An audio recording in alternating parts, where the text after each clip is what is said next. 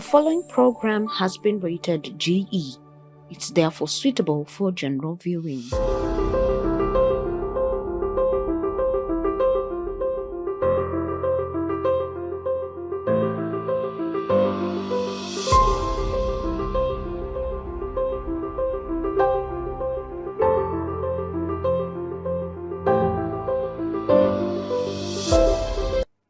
Hello viewers, welcome to Nisi Television. Today is Youth Flex Show, Friday edition, where we tackle issues affecting our youths. Could be topics like depression, drug abuse. It's where we offer even solutions to those problems. And today we are going to talk about generational gap, where we will handle the causes, the solution to generational gap. With me in studio, I have two guests who are going to expound more on that topic. So stay tuned. Send in your question about the generational gap. Send in your opinion, and we'll have a great time. We'll be right back after this song. It's a money G. Le Grand Pitson kwenye beat ya Jackie B. High quick music. Jackie B. Yo yo yo. Yo yo yo yo. Yo yo yo yo yo. Yo yo yo. Yo yo yo yo. Yo yo yo yo yo. Ni poa kuwa na rafiki kama Yesu. Ukianguka kwa shimo anakutoa. Ni poa kuwa na rafiki kama Yesu. Ukiwa mwenye dhambi anakuokoa. Na je, rafiki yako akisikia kwamba ndugu yako ameaga dunia, siku ya 4 anatokea na ndugu yako rafiki anamfufua. Na je, rafiki yako ukimwambia hatujalipa kodi wanatujia, anakutuma kafungue mdomo wa samaki, hapo ndani kuna mapeni, lipa kodi. Ni poa kuwa na rafiki kama Yesu. Ukianguka kwa shimo anakutoa.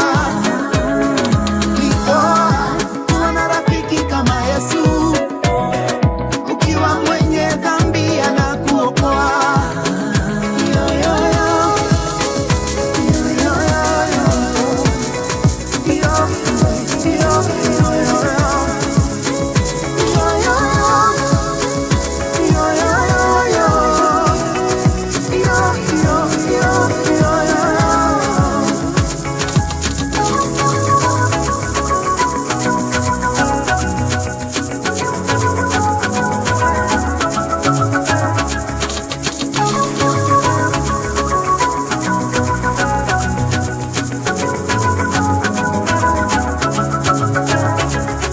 Imagine rafiki ambaye haogopi.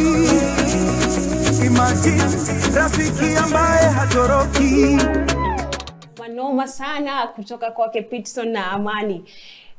As we said earlier, tunaenda kuchambua hii topic ya generational gap, and I would say that it's a difference on attitude on different age group. Hapa ni penye unapata kama ni wazazi, let's say for example watu wa 1950 wezi linganisha na wase wa 2022. And to expound more on that, I have guests in studio, two of them. I have Shalom and Shedi. They are going to talk about themselves, and to my right, I'll start with Shadi. Tell us who you are, who is Shadi. Let the viewers know you more. Karibu sana. Thank you very much. My name is Shadrach Morito, and I'm a student at Kasarani Technical. Right, that's Shadrach, and next to me is a very young, beautiful lady. Shalom. Salimia watazamaji. Hello guys.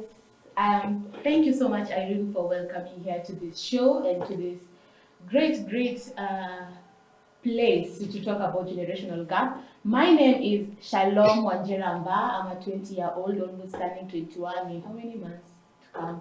I'll be turning 21 December. I am a media student. I study broadcast journalism at the Kenya Institute of Mass Communication, and I'm happy to be here.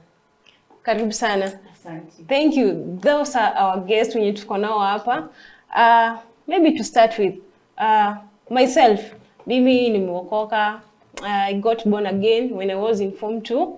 So I don't know about my guest here. Maybe they can take us through their salvation journey, when it happened, the reason why they chose to be born again. Shalom, Yes. please tell us. My salvation started a long time ago. I got baptized when I was in class 8. That was in 2015 after I finished my KCPE. But at that time, nile ulikuwa unaulizwa umeokoka, unasema unafaa kubatizwa. So I wasn't, sikupata time ya kuelewa baptism ni nini na salvation ni nini exactly. So by the time I'm growing high school, unakuja umemaliza form 4, unakuja nje, that's when hiyo mafundisho yetu tunafunzwa na bishop wetu, that's Bishop Peter Gatimo from Apostolic Faith Church Bahati. That's why I attend. Nikafunzwa vitu mingi when it comes to salvation, and I realized I really need to get back into that water and get baptized again fully, and that I got baptized on around June this year. So I can testify and say that I am blessed. Nimeokoka na Yesu Kristo ni Bwana. Yes. Yeah, okay. That's Sharon's story. Let's go to Shadrach. So I'm brought up in a family of Christian setting. So my dad is a pastor and my mom is also a church person. Like she does a lot of things in church. Now I've been growing up nikijuanga like umeokoka nimeokoka, but really the time that nilikam kusema ati I'm born again now, it was in November 2015 right after class 8. Now that was when now I realized kuokoka is more of your personal thing. It's more of a thing that you go and proclaim Christ as your personal savior, and now you start your journey together officially. Wachana na ile wazazi. So I can say it's been a good journey. Nimeenjoy na I can't say that ati kuna ile ku struggle in kuokoka. Could be maybe inaweza kuwa ni msea ni kuinspire ukaokoka, ama kuna mtu tu ulikuwa unaangalia unasema manze nataka kuwa kama msee. Nani uliona ukasema na aduma ya go after this person? Okay, my number one motivation in salvation, I'd say it's my dad, because he's a man that, you know, a man of principles, a man that I look up to, and I say, if I become a dad, I'd love to be someone like him. So by the fact that alikuanga, he's there for me, he's showing me the love that huwezi ona na watu wengine, and then the way he was handling his friends in church, the friends in business, you understand that is a different man. Ukiangalia watu wengine wanakuambia pale shule mkipiga story, oh my dad akiingia kwa nyumba mimi natoka. Sijui nini, so siwezi mwambia, but now I realized I need to become more of him. And then, you know, I was young, 2015, just after class 8, you're naive and everything. So I just really to have a role model as my dad. So do you think if given a chance your dad is a change, okay, God forbid, I'm just saying an example, maybe a backslide, would you still want to be like your dad? What would you do different? So it started as that, following my dad, but right now I feel like it's something personal. It's something I owe my generation, you know, like my family, the family that I'm carrying. So even if he changes, that's his own will and his own pattern yenye anataka kufanya. But as for me, and I feel like siwezi change because of any other reason. Hata mseme sijui tutamaliza Kenya ama tutafanya nini ama, I don't change anything because it's something that I've seen work in me. Yeah. Oh, that's good. That's a good piece from Shadrach. Shalom. Please tell us who inspired you to get born again. Nani uniangalia ukasema, mimi kama Shalom nataka kuokoka nifike level ya umse. So expound more on that. When it comes to salvation is being delivered from sin and its consequences, and this is brought about by having faith in Christ. At the moment, what I can say is I just looked at myself personally, life yangu. inaweza kuwa nasema nimeokoka, but is it truly nimeokoka? Saa hii Yesu akaweza kuja saa hii hapa, nitaenda mbinguni ama nitabaki ama niende huku hell? So I just looked at myself. Okay, at the moment si kuangalia mtu, but I just personally looked at my life. I just looked at my life and I was like, Shalom, I don't think you're doing the right thing, and you saying umeokoka, it's like more of hypocrisy to me. So I decided I need to be serious with God, because unajua God hapendi hypocrisy na hapendi mtu mwenye like ako 50-50. It's either you're here, it's either you're not. So I have to be true to myself. I have to be specific. I have to be precise. So I decided mimi na Mungu lazima tuwe pamoja milele. And also having been raised in a Christian family, hiyo pia inanimotivate sana. Yeah. I got inspired by my former chair lady mwenye alikuwa ni captain in high school. So I would see this lady vile ana lead worship, vile ana tupa word. Hiyo ndio ilini inspire, because my dad is not born again. Actually nimelelewa kwa environment yenye inaweza fanya useme hakuna Mungu anaishi, but I never si kuangalia hiyo ama hiyo haikunizuia kupata salvation. So sijui uko na word gani kwa msee mwenye anasema salvation ni bure, sijui nini. Unajua kuna wao wase wenye wako kwa society wenye wa believe in being born again ama believe in Christ. Shadrack, unaweza waambia nini? So me personally I'd say kitu ya kwanza ninasema kama unasema wokovu si tamu, I don't know what that ulionjeshwa. Because the salvation I've tasted, it's something totally different, something that it has a greater meaning than even myself. You understand? So like maybe you went to church, you got hurt, hao ni binadamu. Yeah. Now salvation is with you and God. And now that's where the pastors come in, because God atakuja na burning bush right now. Anakuja talking through people. That's why you need to go to the church. So me I feel like maybe you felt like salvation is not something that you should venture into, but your life depends on it, because sooner or later lazima dunia itaisha, and will either to choose either go heaven or go hell. So I tell you right now, unaweza chagua tu kitu moja. The best bargain ni kuokoka. You do it for yourself, you do it for God, because he wants you as his child, and a father can be very happy to see his child come home. Is there a moment yenye ulifika mahali ukasema yes, you're still born again, but maybe something happened, ama kuna moment tu ulikuwa una feel like you're very empty, it's like God ameku-neglect, it's like everyone is against you, ama everything is against you, and what did you do to come out of that point? Nice. So I'm gonna take you on a journey. Okay. So it was back then in 2017. Yeah. Now it's like 2 years after finishing now kuokoka, class 8 meokoka. Now 2 years later niko high school. Kangema High School is where I was studying. Now it's around August, before mocks. So I got sick, and now I had to undergo an operation. Now I was like, God, you say that your people shall be healed. You say we shall not be harmed. You know, such things. I had many thoughts in my mind. And now, you know, the devil is very cunning. The moment you're in trouble, it's like now akona pahali pa kushika anakwambia tutaona. So and then you know I was young in salvation also. So I was feeling like, manzi, mbona wase wenye wanaendanga enta, wase wanafanyanga vitu mbaya mbaya, wanashinda wakipanishiwa, mbona hao wagonjeki? And then it's just me. I feel like, manzi, okay, lakini I had a mentor to take me through. Yeah. So he took me through it. It was really, really painful for me, as in, nashanga mbona nilazwe kwa hospitali like for a week's time.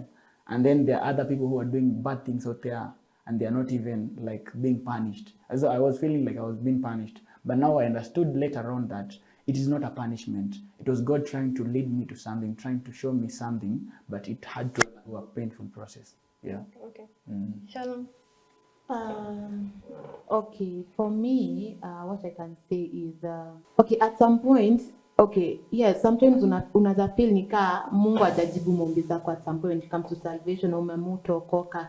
I must say, even when I got baptized, siku rahisi hata kama uko kwa salvation, because the devil sometimes tries to bring you down, because anaona umerudi tena kwa Yesu. So sometimes shetani hujaribu kukuletea temptations.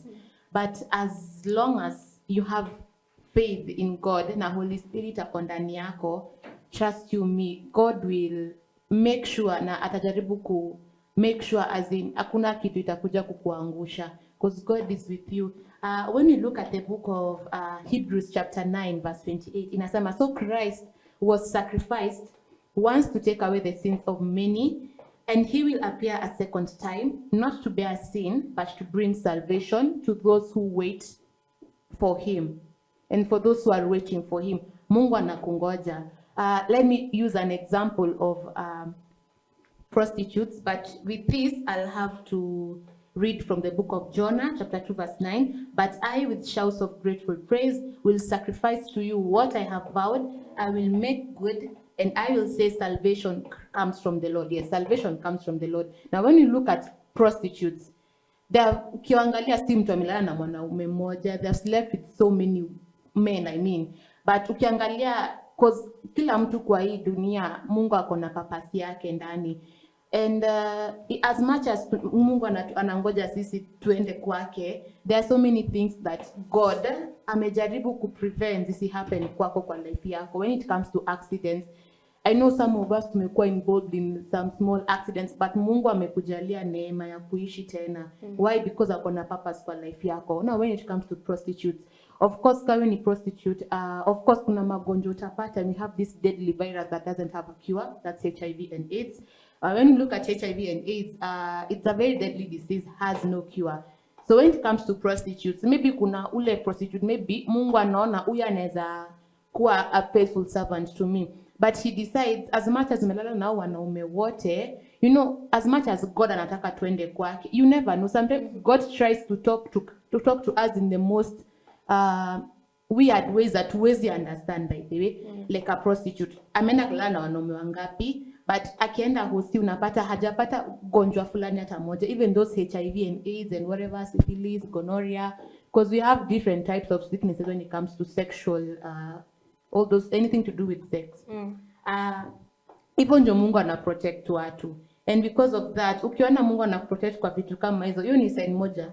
Mungu anakuita ukuje kwake. And God is always willing to change. Mungu anapeananga second chance. But the problem is, a mistake is always a mistake when it's repeated. Kama ni, if a prostitute ameamua ataokoka na ataacha hiyo dhambi, na Mungu amemuokoa, and then you still go back to the same mistake again. A mistake is a mistake when it's repeated again. But sometimes pia God anatakanga mse mwenye ako trustworthy. Like mtu God anatakanga mse mwenye anaweza kutrust. Kama like God amekutoa kwa hii shida fulani, and this is what you used to do as a sinner. Why do you have to go back again when God gave you the chance to change? And yes, you changed. Kumaanisha ulikuwa tu unabadilika tu ndio Mungu aone ni umebadilika. So that's why I'm saying temptations zinakuanga mingi, and at some point pia sisi kama binadamu tunafaa kutumia akili zetu, and we have to let the Holy Spirit work in our lives, because pia Holy Spirit ndio anatuguide kila mahali tunaenda. Yeah.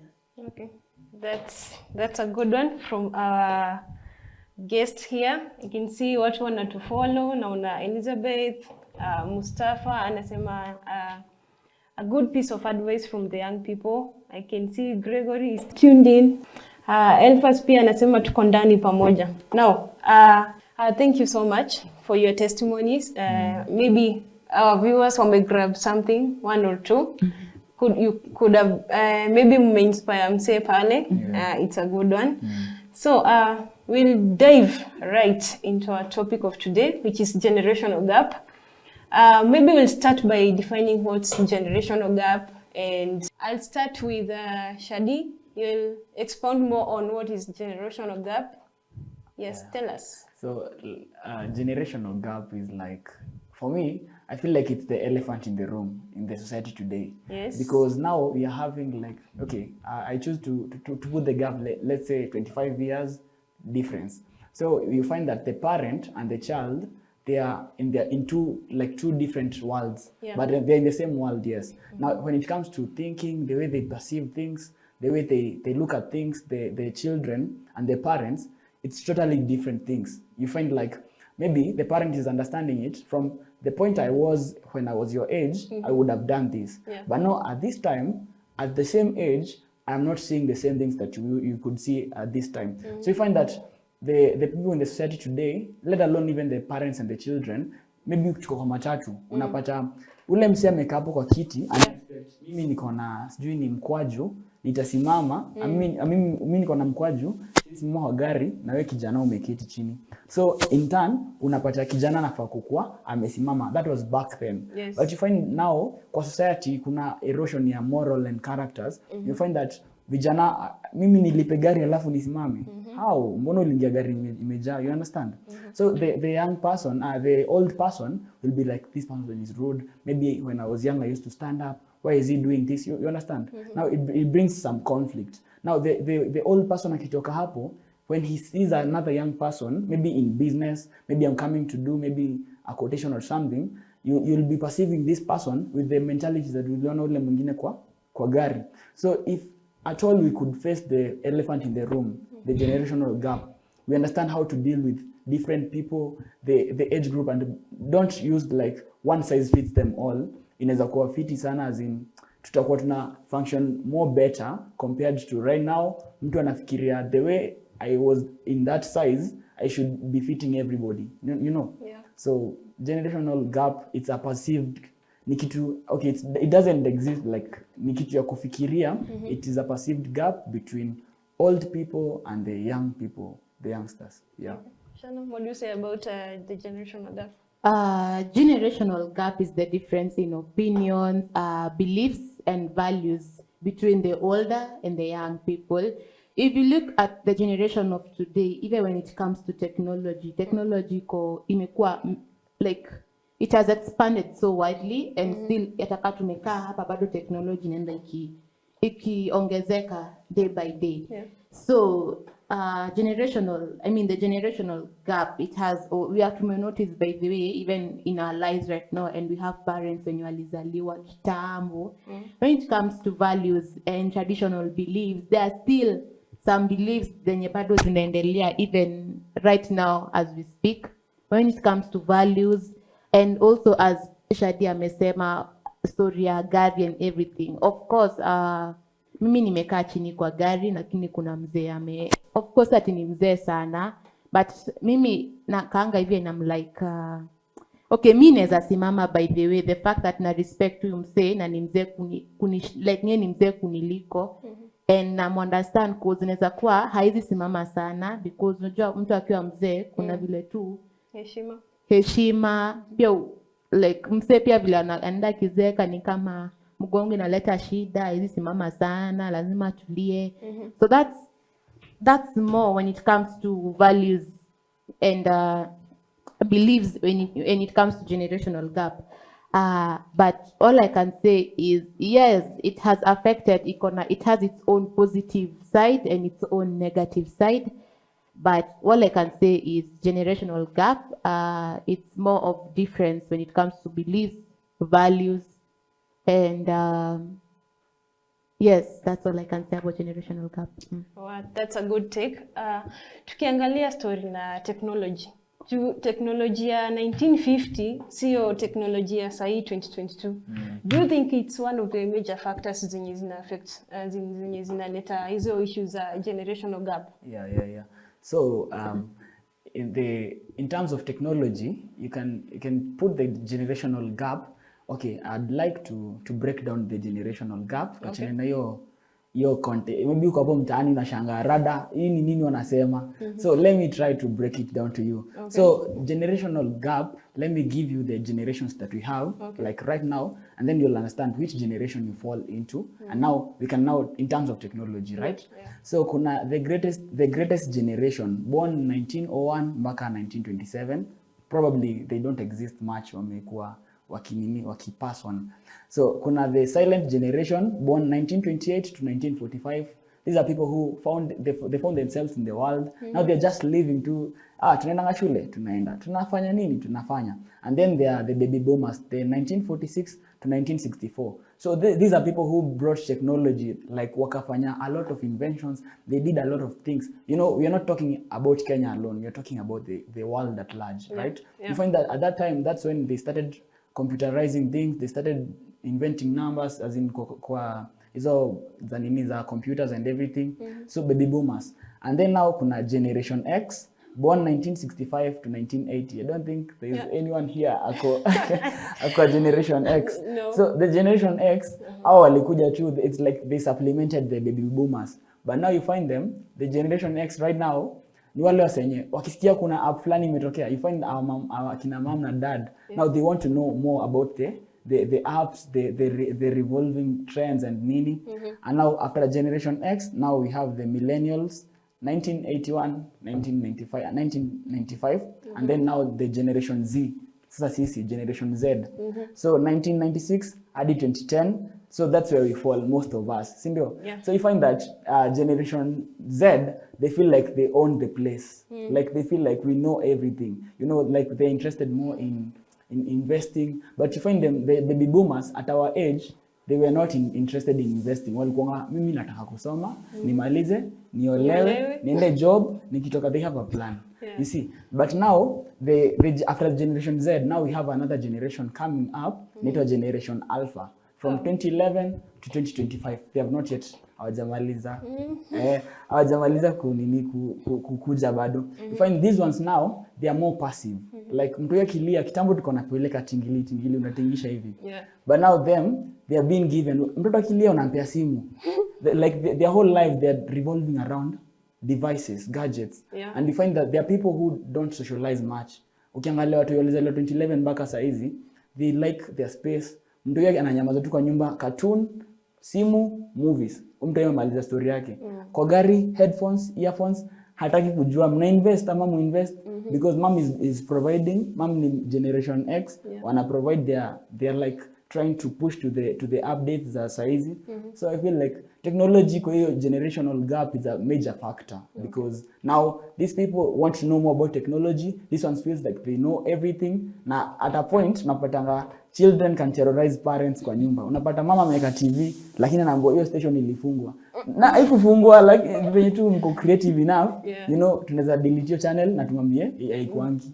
So generational gap it's a factor in technology. Inafanya some people cannot access technology as they should because kuna kitu yenye sitaki mama aone nafanyanga TikTok. So kwa simu yake hata iko na TikTok. Yeah. Oh, that's good. Shannon, what do you have to say about technology affecting the young people today? When it comes to technology, the generational gap exists because everybody grew up in a different era, and some were able to grasp some parts of technology at their own fingertips. And ukiangalia sahi, because technology is advancing day by day, and because of that, generation ende ikiwa more smaller and smaller. Because ukiangalia hata mtu alizaliwa 1970, okay, because si kila mtu, there are people even right now, smartphones ziko, iPhones and all kinds of machines zimetokea. At this point hata kutapata kuna mse hata hajui kutumia smartphone. Yeah. Hajui kutumia smartphone. Sure. Mimi siwezi tumia kwa kabambe because I'm not used to it, by the way. I'm not used to, by the there's a time I tried using a kabambe nikaona hii inaweza nisumbua. So it's because even the technology imetengenezwa. So there are people wenye bado wanatumia kabambe, kuna wenye wanatumia smartphone, there are people who are using both of them. But sasa hii technology, as Shadia amesema, either when you go to our social media, you'll find even kids at 10, mtu already ana own simu. Like even right now, I have siblings, I'm the firstborn, we have 2 girls and a boy. My small brother, Sayako, alizaliwa 2009, meaning this, he's 13 years old, but already anafanya vitu zenye hata mimi sijui. Like I don't, hata nikwambia unafanya aje hii sijui. When it comes to wifi, ananiambia unajua unaweza hack wifi ya neighbor. I'm like, how did you know that? Na mimi sijui story ya kuhack wifi. Though I don't do that. I don't do that. So when it comes to technology, we can see pia imekuwa more smaller kiasi because even our parents we are noticing by they wanaenda waki-advance day by day. Na wanajaribu pia understand technology inaenda ikibadilika day by day. And when it comes to kids, unapata mtoto kuna even how they speak says so much about vile kenye wanafanya, what their parents are doing to them when it comes to technology. One thing I saw on social media ni watoto wanapiga kizungu sana. Lakini ukimwambia aongee Kiswahili, it's an issue. Because sasa ni kama Kiswahili it's like sasa imecause a bridge. It's either uongee English ama Kiswahili. Kiswahili sasa it's more ni kama ijakuwa a national. Itafika mahali I feel like haitakuwa imewekwa kama a national language to this country. Because even the kids wenye wanazaliwa sasa mtoto wako 2 years anapiga kizungu na wewe hata kizungu inakushinda mpaka unashindwa kuongea. Technology okay right now yes imefanya generational gaps ziende zikipungua day by day. Because ukipata mtu wako 70 years right now unamwona anatumia smartphone as much as hawajui a lot when it comes to smartphones, but kama sahi there are some things I also teach my mom hata kama anatumia smartphone. So generational gap, it's advancing day by day, and all I can say is it has also caused a bridge, and how we can the keys that can bridge this generational gap is adapting leadership styles to fuel digital growth and develop education and training programs that help the different generations to grow. Meaning, watu wazee wanafaa kwa pia na classes zao, and I feel like pia wote we have to come to both sisi wote, sikuwe tu ni watu differently, because of course mtu mzee atafunzwa kitu tofauti na mtu mwenye amezaliwa saa hii. It will be a totally different class. So I feel like hii ni kitu yenye inafaa kuleta kila mtu pamoja, so that we can all say when it comes to technology tutoe opinions zetu, so that we can see what exactly can inaweza toa hiyo gap ya generations. Because sasa mtu ako 1970 na mtu amezaliwa saa hii, sasa totally two different people.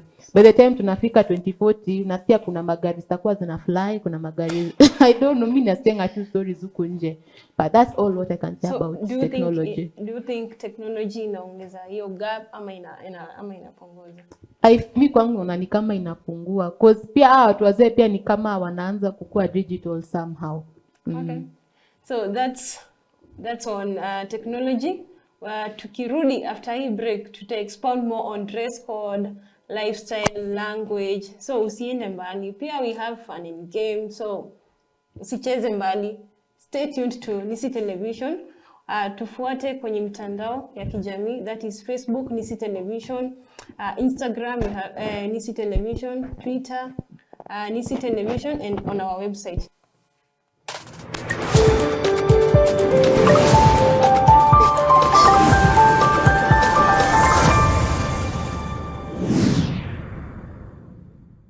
The following are true stories. May 26, 2003, Aaron Ralston was hiking. A boulder fell on his right hand. He waited 4 days. Then he amputated his own arm with a pocket knife. On New Year's Eve, a woman who was bungee jumping in Zimbabwe, the cord broke. She then fell into a river and had to swim back to land in crocodile-infested waters with a broken collarbone. Claire Champlin was smashed in the face by a 5-pound watermelon being propelled by a slingshot. Matthew Brobus was hit by a javelin. David Striegel was punched in the mouth by a kangaroo. The most amazing part of these stories is when asked about the experience, they all smiled, shrugged, and said, I guess things could have been worse. So go ahead. Tell me that you're having a bad day. Tell me about the traffic. Tell me about your boss. Tell me about the job you've been trying to quit for the past 4 years. Tell me the morning is a townhouse burning to the ground. Tell me the snooze button is a fire extinguisher. Tell me the alarm clock stole the keys to your smile, drove it into 7 a.m. and the crash totaled your happiness. Tell me how blessed are we to have tragedy so small it can fit on the tips of our tongues. You see, when Evan lost his legs, he was speechless. When my cousin was assaulted, she didn't speak for 48 hours. When my uncle was murdered, we had to send out a search party to find my father's voice. Most people have no idea that tragedy and silence have the exact same address. When your day is a museum of disappointments hanging from events that were outside of your control.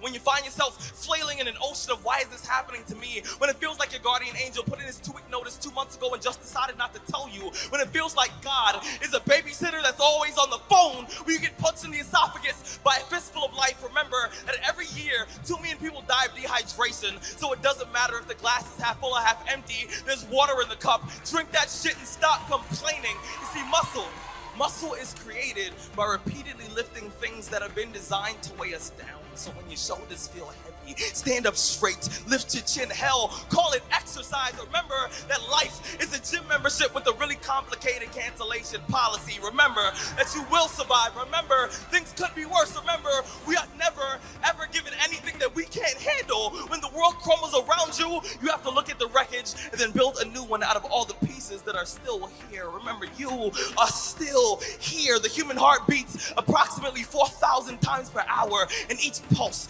each throb, each palpitation is a trophy engraved with the words, "You are still alive. You are still alive." Act like it.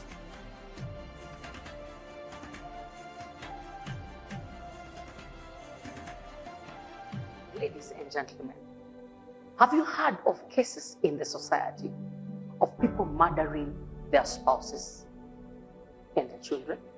What about human beings throwing themselves off buildings? In our universities today, it's a den of crime. Students in drugs, students in habits like homosexuality, which also cuts across in our society today. What do you think? Is there anyone to blame? Do you think it's a major issue in our society? Welcome to the Deval Show, a show whereby we unmask matters happening in the society, matters which the society shies away from speaking about. And this is a place where we'll journey with you as an individual and largely in the society to find the healing of the soul and the empowerment of the spirit. My name is Kesh Susan, and I will be your host every Tuesday from 9:30 to 11:30 here at Nisi Television, where we transform life through media. Welcome to the Deval Show.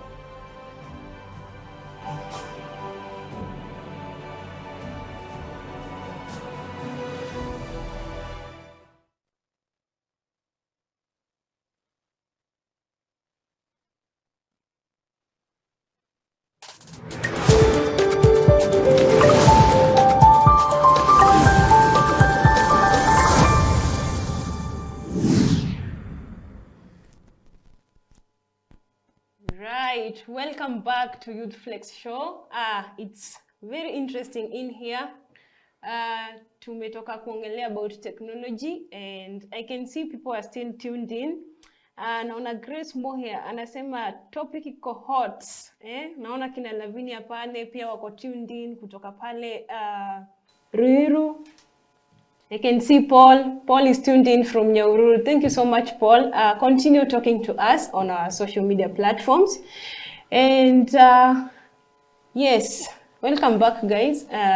Next, we are going to talk about dress code. Unacheki, dress code sahi, tukaweza ongea kuhusu mavazi. Ya 1932, sio mavazi ya sahi. Unapata... should we say that dress code pia inachangia katika kuleta ama kuongeza hii generational gap? So what can you say about that? People from Kitambo, 1950s, 60s, 70s, they were so decent. Like hata ukiangalia how they used to dress, unapata stocking, kidress, ki-afro hair, and having to flat shoes and to heels. But when you look at how we dress right now, it's a different world. Unaweza fikiria maybe ilikuwa mbinguni. It was another world and it's now a different world. Yeah. But dressing by the way imechange sana. Mimi sai siwezi vaa nguo ya mama. Hata ile though I have a dress that I have a certain dress that inakaa a maxi dress that inakaa ni kama ni watu walikuwa wanavaa ya kitambo. I still have it right now but naivaanga. I don't know my mom got it from. I don't know where she bought it from but naivaanga na nikiangalia hivi niko like even if ni movie ilikuwa itolewe ya mtu alikuwa 1950 hiyo dress ningevaa almost the whole movie because inakaa ni dress za kitambo. Dressing imechange sana and this is influenced more when it comes to social media, influencers, music, I mean kila kitu tu. Sasa ukiangalia sahi mtu wa kitambo hawezi vaa nguo ya mama when it comes to males. Because ukiangalia you're having even males wearing as in Female female clothes. dresses, and we also have female wearing boys dresses. And why am I saying this? Because to formalize LGBTQ, I mean the lesbianism and gayism in this country. Na because of that inafika point sasa mimi nikiweza vaa kitu fulani sahi, and then when it comes to dressing, this is even influenced on how even your parents dress na vile wameraise. What kind of family are you raised when it comes to dressing? Umefunzwa aje kuvaa nguo? Even when it comes to church, how do you dress when you go to church? How do you dress when you go to work? How do you dress when you go outside and having fun with your friends? It matters a lot. Ina matter sana. And even your dress code can even judge. Mtu anaweza kujudge, anaweza judge character yako and how you behave based on how vile una dress pia. Because watu wa kitambo, they were so decent by the way.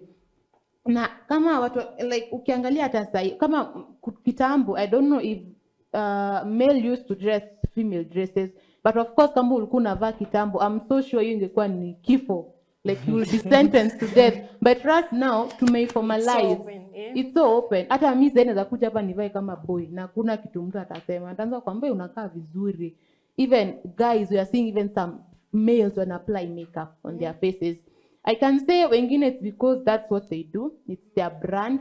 Lakini sasa ukiangalia kuna mali. Even when you look at the Bible, I mean, hizi ni vitu Mungu anaangalia sasa ana feel hata heri maybe hange create dunia, because if these are the things the world is doing and the human beings are doing, because haku create dunia yenye God hakuna mali aliandika watu. Hata ukiangalia kwa Bible, people should dress according to like mtu akue holy when it comes to dressing. Kama wewe ni mwanaume, vaa nguo za mwanaume.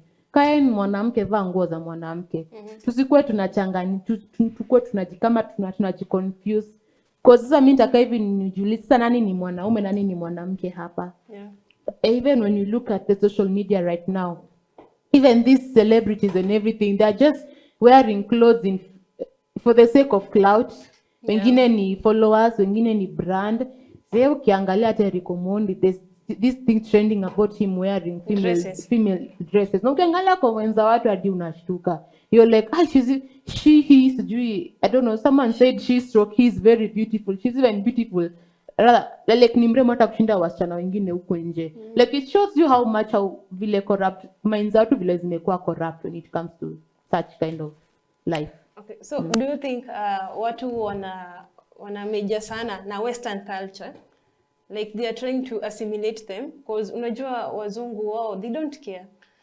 So unapata I'll take you back to technology. Through our social media platforms kama TikTok, maybe msi anaona mtu akifanya this thing differently, ama akivaa hizi kama ni dem avae, ama let's say wacha tutumie boy. Kama ni boy akivaa dress, akipaka makeup, patapata more followers kama ni IG ama TikTok. So do you think wanafanya hivi for their deep down, wanajua mimi sifanyi like I don't mean it, but nataka nipate maybe nijimarket huko nje. So what do you think about that? So personally, let me put this from my view, from where I'm standing.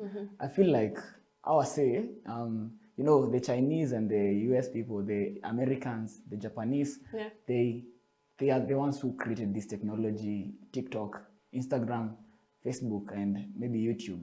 So you find that Kenya, let's say Africa at large, we were being explored like uko kitambo. They came for the minerals. So tumekuwa smart, tumekuwa janja. So to a point, they can't come waingie kwa country yetu watunyanganye vitu zenye ziko kwa ground. But now they have come with a different tactic. You know, the generational gap. Those people who were back then, they used to come for minerals, materials from this place. Now there's another whole dimension of resources. The resources of like intellectual properties. You understand? So you find that when I create TikTok, yes, you find that in China, for you to be acknowledged as a person mwenye weni mtu hatari kwa TikTok, you're doing cool science projects, you're doing great things, as in unafanya cool engineering, physics, nini, you understand? But now, you remember they're the ones rewarding the followers and the what. So hadi ukizekiwa 15,000 followers, hawajui wote by name. You only know a few, right? So hadi zinakuwa inflated figures. wakiona uko consistent hivyo wanaweza waka inflated figures in a way to try and reward. You know, they are rewarding in Africa, they are not rewarding the projects zenye zinafanywa, they're having value in the society. Like they're trying to reward in TikTok and in what? They're rewarding that you do a stupid dance move and then you're getting paid out of that. They're trying to put this generation that we are in right now, that you can do something stupid on camera and you can be rewarded for that. But now at their place, they are motivating intellectual property. So a time is coming where everything will be bending on them, because ukitoka ukiwa mtoto hujai fikiria wewe ni engineer. So join engineer, umetoka nje, bana nani calligrapher anaingiza pesa, Diana anaingiza pesa, Bahati anaingiza pesa, hadi mimi niko hapo. So like you won't, now an engineer, remember God has graced you with the brains of an engineer, a person who will create technology that will help us in the future. So they're trying to like, we are being put in a cocoon of technology. Now, tuachane na story na technology. So when we come to dress code, we go back local. Huko pale mtaani, and then madhi ameenda Gikomba, ameenda kabai manguo, anaona hii nguo ni hatari. Remember mom is a millennial. So ile Kenya naona yeye ni kali. Mimi generation Z, mimi naona bana hiyo nguo ni acha tu staki bana, hiyo ni noma. Siwezi vaa mbele ya watu. Kuna hizi trouser fulani za kwangani kama bell bottom zinakaa hivi.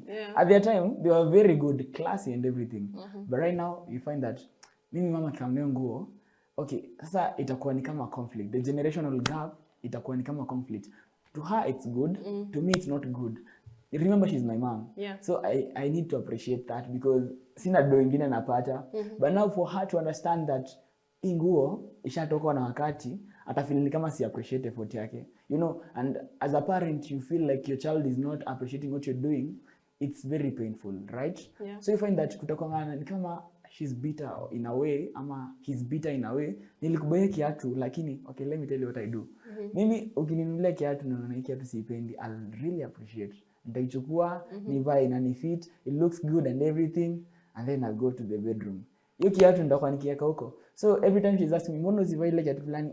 Niko na hii kiatu hapa, acha niende nayo. You understand? So at a point that itafika atanishika na niambia, by that ile kiatu kwa nini uvaangi? Now I'll tell her, hiyo kiatu iko nibamba. So she's like, mbona huko niambia in the first place? You know, I sitaki kumheartbreak, so sikumwambia nikachukua tu, unaona? So if we understand the generational gap, we understand that right now kijana ako pale mtaani, kijana hataki kwenda kubaiwa kiatu Gikomba na mama. Anataka umpe pesa aende abai design anataka. Anataka umpe pesa aende abai trouser anataka, because his taste is not your taste. So in terms of even clothing in the generational gap, you find that now there are old people who are trying to pretend like they're young. Uko 60, 80 years old, but now wanataka kuvaa tumbo cut. Sijui nataka kuvaa sijui trouser imekushika aje, na wewe ni mzae, uko na kitambi. I mean, it's bringing now some controversial image, because wewe tulikujua mpaka ukiwa youth ulikuwa na nguo decent, nguo fiti. What has come into you, but right now unataka kuvaa nguo zimekushika, zimekufanyia nini? You understand? So generational gap inakuja to a point inakani kama inaingia kwa psychology ya watu. It is messing up with the self-esteem of people, because let's say you're the CEO and you're working with young people.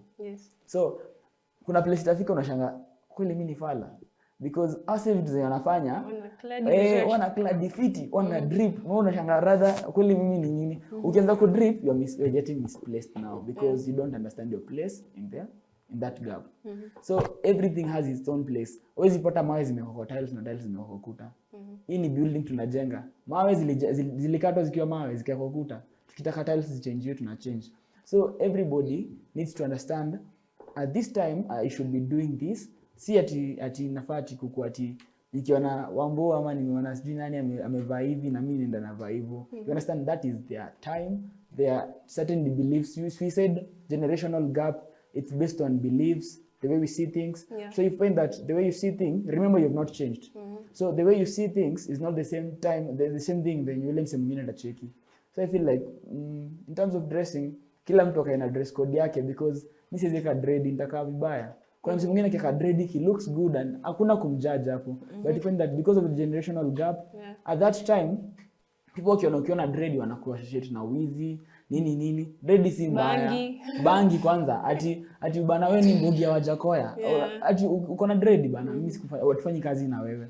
So you find that because of that generational gap, you find that youths wana suffer because niko na dread, hiyo ndio inanipianga chakula. Kama seme like I choose like DJ Mo. Yes. Ama kuna DJ Mo kwa sijui wapi kwa DJ TV. Covenant. Ako na dread. Yeah. So ama ule Raso wa mother-in-law. Mse kwa akili yake akinyoa dread ati kwa kipara, mimi bana hizi muita Ras. So nataka kuputa food yake. Yeah. So to some of us mtaani hiyo ndio inakupea food. Wewe ni MC. Lakini kasenya kuna MC, wewe ni maybe painter, maybe wewe ni mason, maybe wewe ni driver. But people want you to shave because at their generation walikuwa wanaanga hii kiwa a vice. Okay. So na feel like generational gap inafanya to judge watu venye ifai na it's not right. It's not right to take one size fits them all. I'll keep on saying that. Okay. Yeah. So how about hawa watu wenye wanataka kumatch? Unajua msee mwenye kushago obvious akiwa kule home hata vango inafika huko chini. Kaa ni nywele unapata msee amefunga kitamba, but the moment amekuja tuseme kama Nairobi ama Mombasa, Nakuru, hiyo environment do you think inamchange like anataka ku fit in that society? Okay, so I'll do this. Okay, maybe I'll get out of context kiasi. In terms of generational gap, hiyo story ya tumetoka ushago umekuja tao nao ulikuwa funga kitambaa ufungi, ulikuwa unavaa sijui nini refu huku dress refu squeeze uvai. It's more of a crisis of being single enough. You know, in the society you're having crisis. You have not been yourself enough to love yourself. So when you come to this place, new place, you see someone else, you love them. And the Bible says what? The disciples waliuliza Jesus, which is the greatest commandment in the Bible? Jesus akamwambia, love the Lord your God with all your heart and with all your soul. And as equally important, ni kama 1 and then 1B. It's the same number 1, si ndio? Akasema, love your neighbor as you love yourself. So the thing that will make you change into venye huyu mwingine anavaa ama venye mimi navaa, it is because you have not loved yourself enough so that you can love another person. Yeah. If you love yourself enough, I won't change my skin tone so that I can look like you. I can only extend to you as much as I'm appreciating you. Naweza kupatia compliment kama I'm appreciating myself first. So hiyo story ya dress code, if I love my dress code back at home, nikiwa kwenye nimetoka. If I go to Europe, I go to any other place, I'm maintaining the same dress code because it's my profile. Yeah. Remember, you're a brand. So hapo mtaani wewe bana kazi yako ni maybe wewe ni mtu ofisi. Usiende ukisema ati sasa nataka kwa dread because Jemo ako na dread ama Shidi yako na dread. Hapana. You're a brand by yourself. You should understand every person ako kwa brand yake. In this gap kuna watu wenye walikuwa branded wakiwa wadogo as maybe professors, kazi yao ni kunyoa yote. Kuna wengine they are branded as maybe they are made sijui wanaitwa aje monks. Hiyo ndio kazi yao kunyoa yote. Lakini sasa wewe you have your own brand. Don't let your brand be twisted. At sababu umeona Adidas umeona Nike imechange umekatik, pia waache kwa lines weke tick. Haitakubalika. You understand? Yeah. So that's my take. Okay. When it comes to let me get out of context pia kiasi. Ukiangalia the fashion industry and these guys who love wearing makeup and wearing female dresses. Okay, you said something but though I can't remember, but kuna kitu ikaklik kwa akili yangu as much as msi anajaribu kupromote business yake, jina yake kwa social media platforms zake na brand yake yenye hiyo Kenya ana specialize nayo.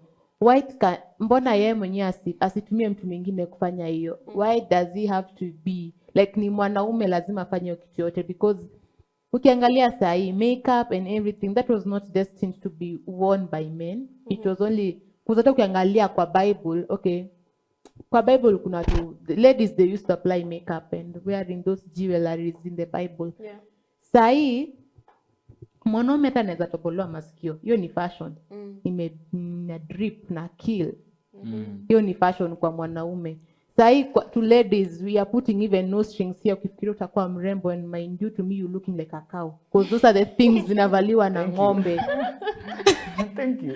Zinavaliwa na ng'ombe. Yeah. Like me, how I'm raised is you have to be decent. Yeah. Mamangu ana shida nikijipaka hizi vitu because anajua this is how, like hiyo ni urembo na napenda urembo, and as much as I'm applying makeup I have to be as simple as possible. Nisijipake mpaka usahau mimi ni nani. I have to be as simple as possible. Dressing code also vile pia watu wamerezewa when it comes, if hata ukisema ukiangalia kanisa zingine how they dress says so much about, like vile pia watu wanafunzwa kudress. Ukiangalia hata kanisa zingine vile pia bishop anaenda kanisani and how he dresses, hata kama maybe ni place fulani walikuwa ameenda, when you look, me sometimes I look at my bishop na nasemanga niko blessed sana. Hata kama ako katika ameenda mahali and maybe he was alikuwa enda ongeleshe my youth, he won't dress like a youth, he will dress like a bishop. Okay. I am a bishop, I came here to talk to youth, so I have to dress like a bishop. Hivyo njo purpose yake. That is how he's supposed to be dressing, like a bishop. So you're trying to say like vile mtu amelelewa, you have to stick to your principles. You have to stick to your principles. So now you can differentiate between mtu alilelewa vizuri na mtu amelelewa na tuseme mzazi mwenye ni .com, of which .com namaanisha au wazazi wenye ni sijui ni waite hyped ama urban Hyped. millennials, so wenye wana fall kwa hiyo category. Okay, when it comes to that, okay, as much as pia kuna wazazi wako .com, ita depend pia vile wanachukulia life sahi. Of course mimi niko na marafiki wazazi wao ni .com, but ukiangalia how they dress wako tu sawa, hawana nini. So pia ina depend vile tu unarezewa na wazazi, because I won't say what the parents do, but hata ukiangalia kwa social media, even those parents, like ukiangalia hata even the dressing code ya watoto inakuonesha a lot. And then when I say about dressing code, vile ukiona mtoto wako ana dress hivi ni because ana learn kutoka kwako. Sasa kama we mama una dress booty short, mtoto wako pia ata dress booty short. Kama mama anavaa nini hiyo inatangwa aje, tumbo cut, hata mtoto wako atavaa tumbo cut. Like me, if I see my mama amedress very well, amevaa nguo inamfunika vizuri, hata mimi nitavaa nguo inanifunika vizuri. And that's how hapo sanjo when it comes to principles inaingiliana. Mama akiamua ataenda jichore tattoo. Why do you think the daughter or the son ataenda kujichora tattoo? Ataenda jichore juu ameona mama yake anachora na anajua si mbaya. Si mama amechora, mbona mimi sichore? Wow. Same to that. Okay. And that's on dress code. So sijui kawe pale nyumbani unavaa crop tops. Unajua saa hii ukiwa pale street pale CBD, utaangalia useme huu ni mtoto wa watu tu. People are walking naked. So I don't know ni wapi watu walipoteza tuseme ni fahamu ama like that respect. Like hata unapatana na mzee rika ya babako umevaa crop top ama hata bra tupu. People are walking naked. Actually, what I can say about that, even as much as you have parents who are raised like wanajua kuvaa vizuri, especially me, I'm going to say this, especially to these people, same ati watu wanakaa hostel ni wabaya wote, because utapata as much as mtoto amerezewa vizuri bado hata asikiza. Mtoto akililia wembe mpe. Mtoto amerezewa vizuri, yes, but even you look, even when unajiuliza mzazi wake ako wapi, like right now even when you look at this life, kuna watu wako na boyfriends. Ukiangalia kwa YouTube, this is the couple morning routine. Like me, I see them by the way. And sometimes I look at myself and I'm like, huyu ni mzazi mgani alitikia mtoto wake aishi na boyfriend? Like unakaje na boyfriend kwa nyumba? Leave alone, hii hata si bwana yako, boyfriend. Your own boyfriend, and you as school kid, you're supposed to go to school. Hata kama utapata kazi, at least ukiwa uko nje, you will say ulitoka shule na ukasoma hii na hii. By that you're able to create an own, hata kama utapata kazi, you're trying to create your own work through what you learn in school. So saya hata mimi atinyene kwa me, okay, me I'm not dating by the way, I'm not. I prefer to wait upon the Lord. Sahi niko na vitu mingi ziko kwa akili yangu and I need to get purpose na life yangu.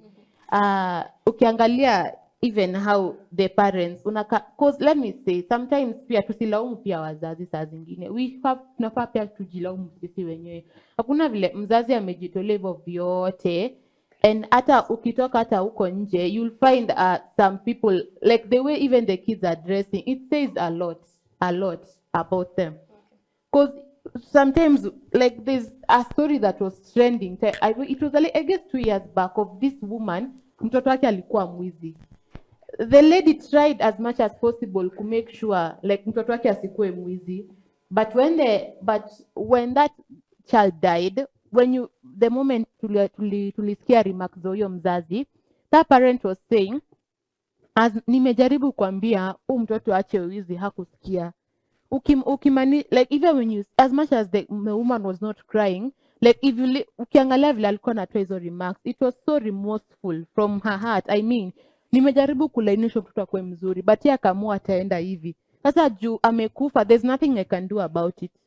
Si ameenda. How many times will you tell this person to stop doing this and he keeps on doing it as much as unajaribu kumtoa? There's nothing you can do about it. So sometimes I feel like even their kids, like hizo unajua pia ina depend marafiki wa gani, pia pressure imekuwa mingi by the way.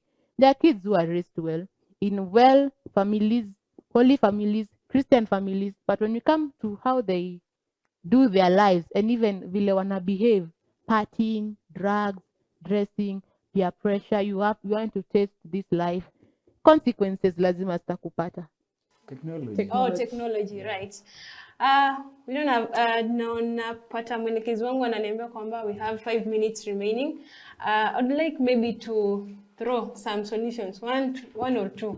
Maybe itasaidia msi yako huko home. So Shadi, what would you say? In terms of solutions to generational gap. So na feel ni kama the solutions should be more radical. We don't have to come back to this place. So there's a lot of work to be done. And kitu moja watu wa team building husema, we cannot work together unless we are having fun. You know, if we can't have fun together, we cannot work together. So the basic thing here is, maybe wewe ni CEO, maybe wewe ni kijana uko na mbogi yako unawaongoza. Maybe you're in your early 30s. So maybe vijana ni wa 20s hapo hivyo, maybe you won't understand them, but the only way to get close to them, to reduce the gap, is like going for team building games. Go have one-on-one talks with them.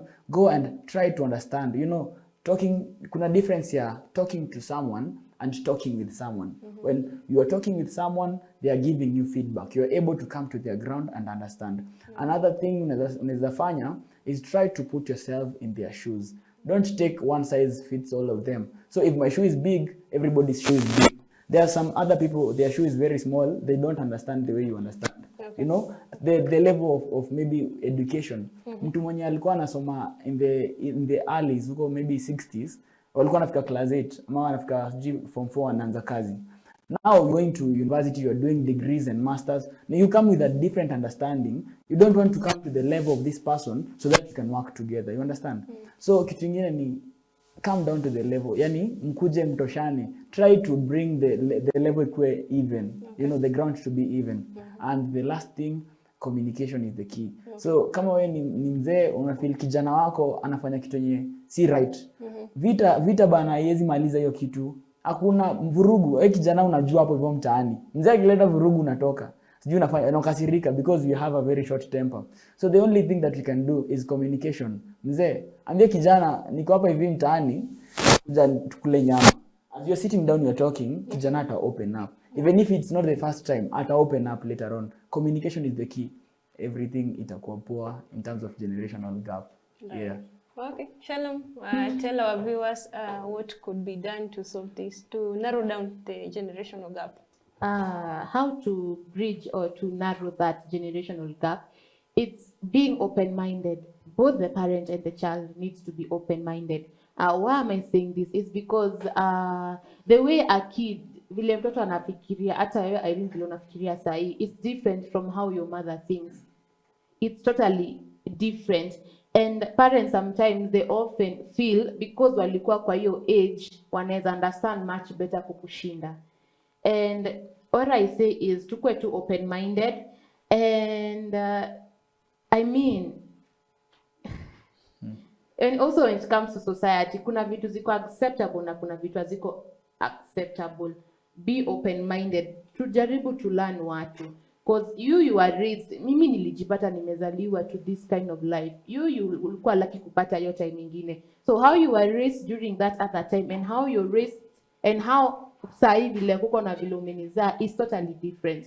So tunafaa kukuwa open minded to both of us, and in those, as parents wanafaa kuwa open minded. They're supposed to learn and understand their children much better, and by that tunaweza ku understand kila msee, because as much as mzazi wangu alizaliwa hiyo time, sasa ukiangalia kuna vitu mimi sita accept by the way, because mimi naona hii time hivi ndio kuko mami sijua kama hivyo ndio kulikuwa kitambo, because I was not there unless I ask from someone else ndio niamini yenyewe this is how it was before.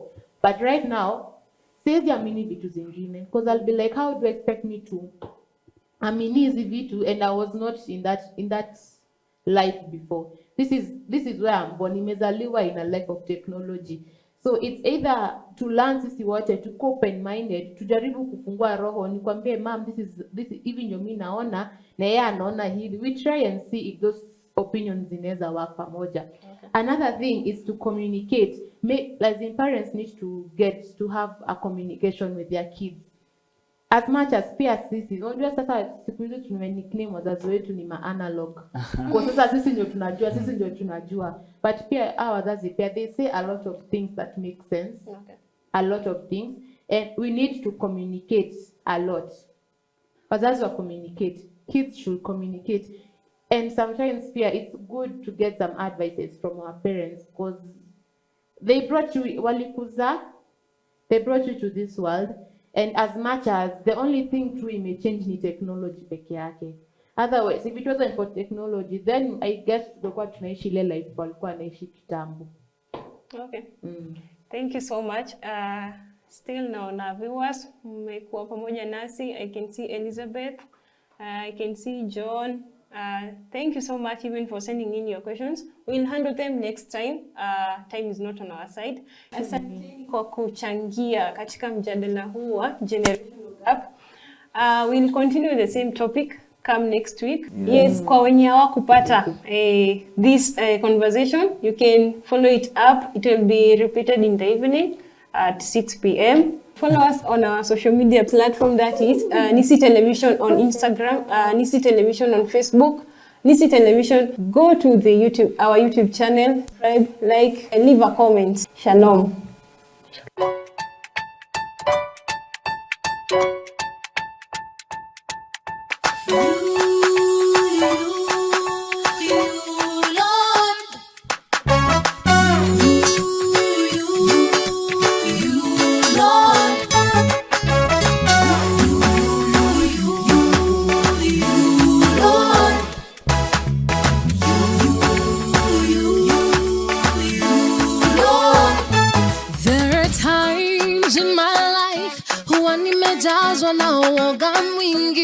I don't know where to start. Sinafahamu wapi mimi nianzie. Then I'm thinking to myself, ni nani atakaye nituliza? Wewe ni mwanzo.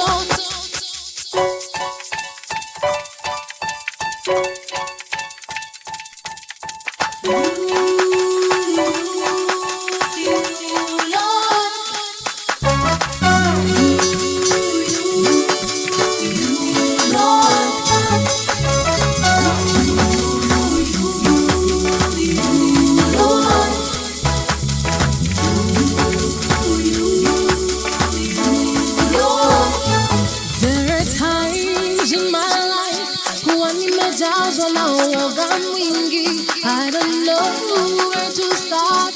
Sinafahamu wapi mimi nianzie. Then I'm thinking to myself, ni nani atakaye nituliza? Wewe ni mwanzo, tena wewe mwisho. Wewe ndiye ngao yangu ya maisha. I live for you.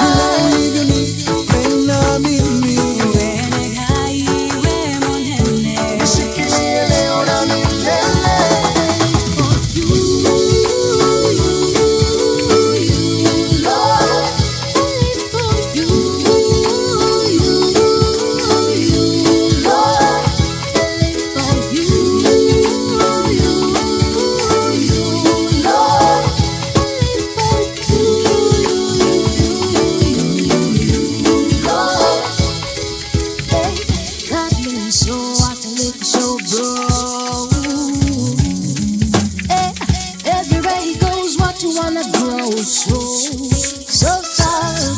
Yeah, God created you to His specification. Yeah, His grace is sufficient for this generation. Ombi langu Baba ni kuwa katika kila ibada. Nikuabudu, nikushukuru Baba, nikupe sifa, nikuombe wadhifa, nikupe sifa.